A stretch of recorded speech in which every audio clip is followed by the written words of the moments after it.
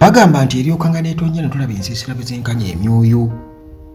Era muganda wange enkuba mu kutonnya mu paalamenti ku nsonga z'emmwanyi coffee bill tumaze okubeera nti munnange tulaba ensiisira bwe zenkanya emyoyo. Era abamu ku abo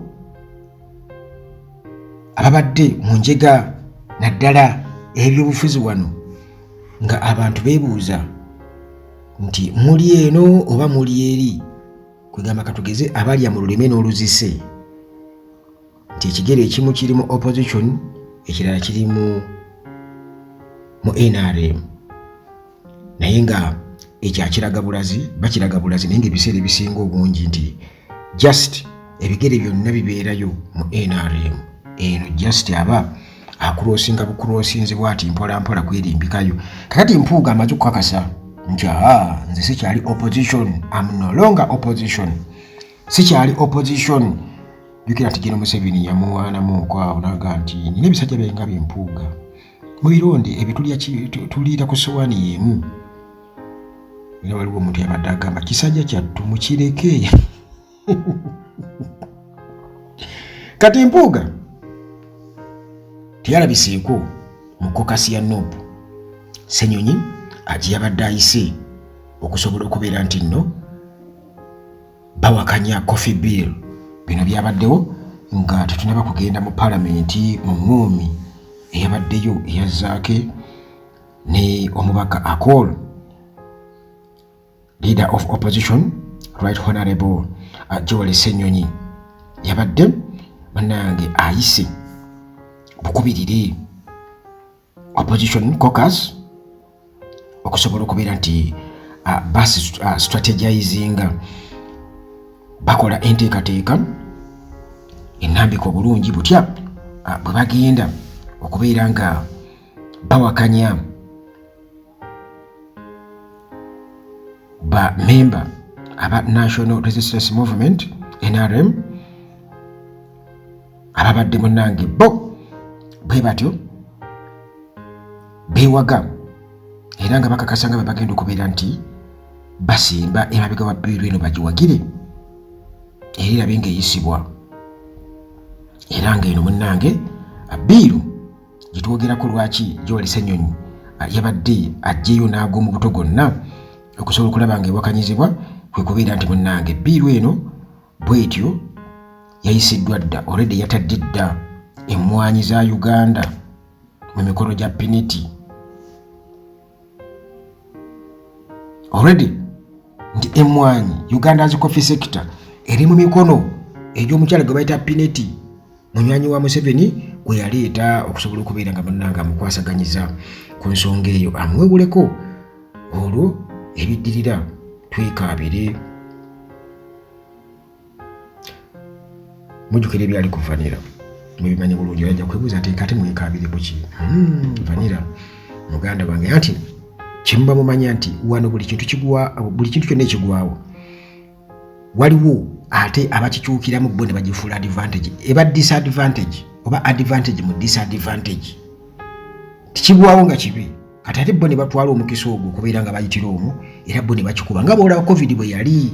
Kati bajja kugamba rationalization, badde ebitongole babiggattegatte nti ebibadde bikola kumpi omulimu gwe gumu n'ebirala babiteeke wansi wa binne waabyo, nti yes kirungi. Era aba opposition babadde nga bajja bakiwagira ebitongole ebimu kubeera nga biteekebwa wansi wa binne waabyo, naye bwe twogera ku mmwanyi waliwo ebimutu ebimu nga byo ate byo kwegamba birina okutunuulirwa ennyo, kubanga ne General Museveni kennyini waliwo ebintu byatasobola kubeera nga alina agencies nyingi nnyo mu State House. Bano bakola bino, bali bagira biri, bali bakola biki, naye asalawo n'abireka nga byeyawudde era ajja kuwa ensonga ze. Kati n'emmwanyi nazo bwe batyo nga munnange abantu bagamba nti Uganda yonna kubanga kasita Central eyogera,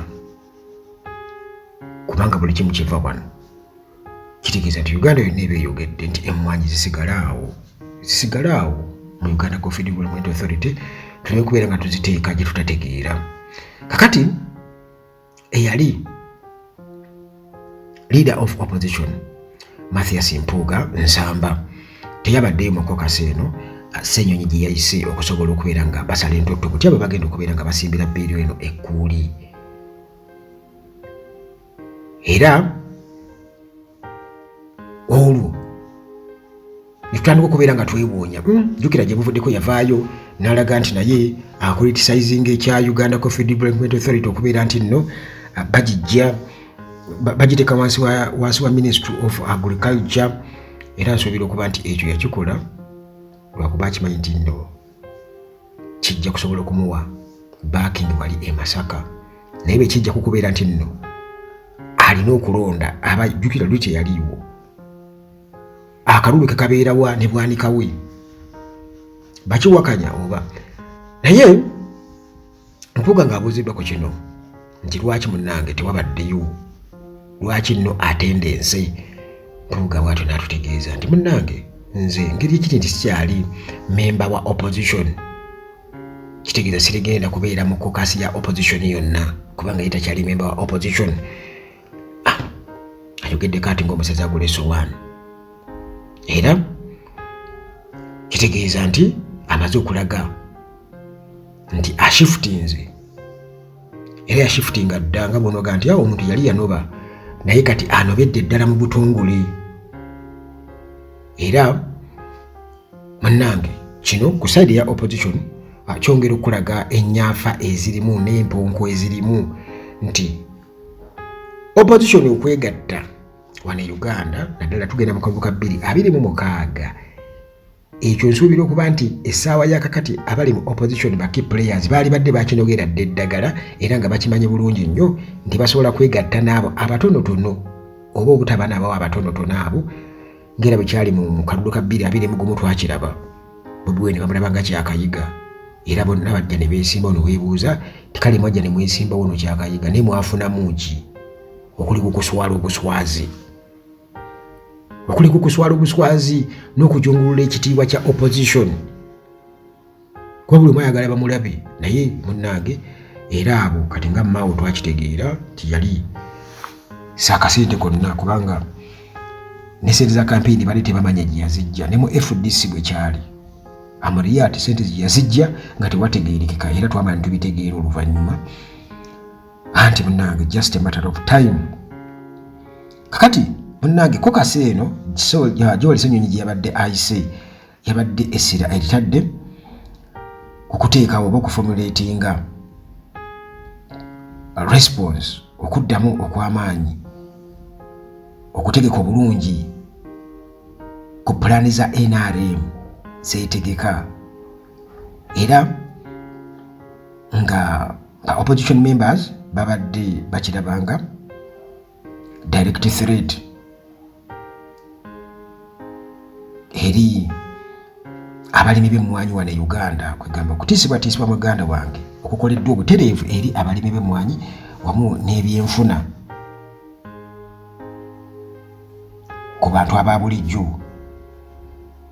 Omanyi kati wano e Uganda bagamba nti omugagga tafugika, omugagga tafugika. Kiba kitegeeza nti gw'olina kubeera mwavu. Mwakiraba ku vanira abantu baafuna sente mu vanira n'omuntu kwegamba gw'olaba gwali badde olowooza kuno gati ono sente yali badde azijjawa. Muganda wange abasajja baagula obupikipiki ne bazimba n'ebizimbe n'otuuka ewaka ng'ennyumba yagirongoosezza, naye ate nga mu butuufu olaba yali badde talina wajja ssente okusinziira ku mbeera ye, naye baafuna omukisa ogwo. Kati ogwo omukisa bannayuganda gubadde nga gujja gubaggyibwako. Vanira baamutta, emmwanyi batandise kubanga emmwanyi kakati olwokuba abantu balima ennyo emmwanyi ate emmwanyi ng'eze Uganda zibadde zifunye akatale nga bazigula bazitwala, kitegeeza abantu bangi baba bagenda gaggawala. Muganda wange, muganda wange. Kati Ssenyonyi bw'atyo yakakasizza omugaso gw'okwegatta naddala mu ba opposition members okusobola okubeera nga bawakanya bbiiru eno. Bino byabaddewo nga tunaba kugenda mu parliament ne amakulu ga Mpuuga kubeera nti yakakasizza naga nti ye munnanga opposition takyagirimu. Kakati bwatu n'ategeeza nti oba si kyekyo muganda wange emmwanyi yaffe wano ng'e-Uganda bwetyo yabadde yakutwalibwa era already munnange yatwaliddwa dda. Abantu abamu olw'okuba nti ye tebalina muti gwa mmwanyi n'ogumu ewaka alowooza nti emmwanyi temugasa. Muganda wange twalina muti gwa mmwanyi nagumu ewaka naye olina edduuka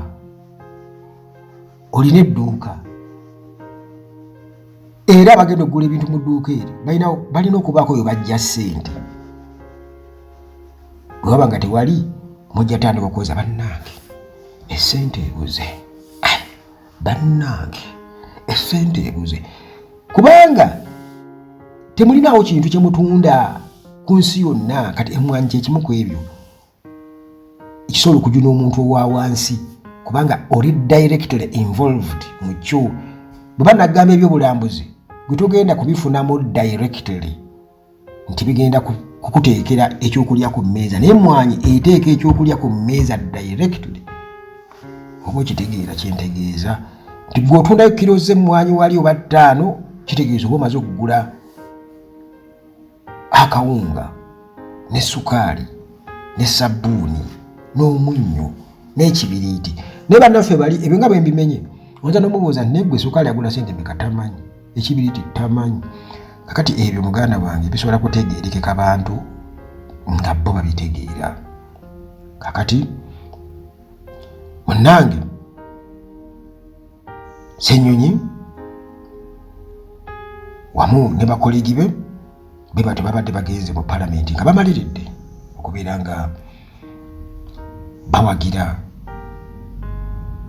era nga balina ne ba stakeholders abalala babali emabega nga bebasinga n'obungi lwakuba nti ababaka abatukiikirira anti bagamba nti abantu babeera boogedde. Kati mulonda ababaka be mulonda, bannayuganda mulonda ababaka be mulonda, gw'oli eno olonze naye oli ali eri tasobodde kulwanirira ggwe sente zogenda kugula mu kibiriiti oba kando. Yali olubalo mulonda ng'agenda asaavinga master we era yiibwe agenda wali nga bamutemera akasente mwe nga musigala kuwaana bannange honorable. Kati ebintu ebino tunulwamu kuba gwakwata empumbi gwalima. Kakati munnange gy'oli Ssenyonyi olwo asazeewo aorganizinze ettiimu agitwala mu palamenti basobole okubeera nga munnange balwanirira omuntu owa wansi ekintu ekyennaku ennyo munnange kitaasobose kubanga obuvunaanyizibwa bwammwe mwe ng'abantu butakkiriza abantu ng'abo kujja mu palamenti.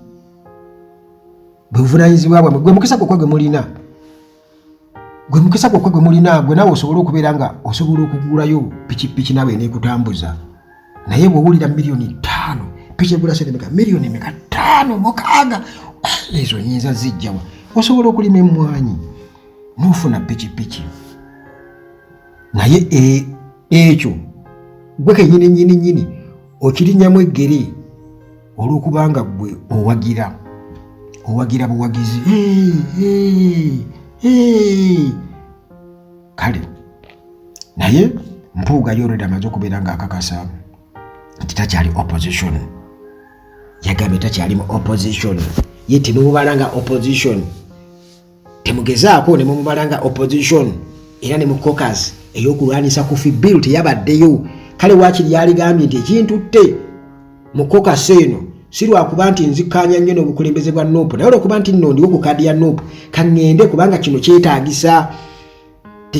Tetwetaaga nakubaako oba muntu yenna gwe twebuuzaako ennugu yonna katugiteeka ebbali obukyayi bwonna oba ki naye munnange obukadde 5 kwe butwale nga pieces za silver ze baawa Juda Iskariyoti, pieces eza silver ze baawa nga bamugula okutunda Jesus. Kakati munnange ne ebukadde 5 gwe muwendo munnange gwe baamukwasa naye kisinga okwewuunyisa ate kuba commission akolako ki pata kyali opposition kuba commission akolako ki takyali mu opposition ate bwa commission abwagala ekitegeeza nti omusajja ono afa ku kimu ssente kulya buli ssente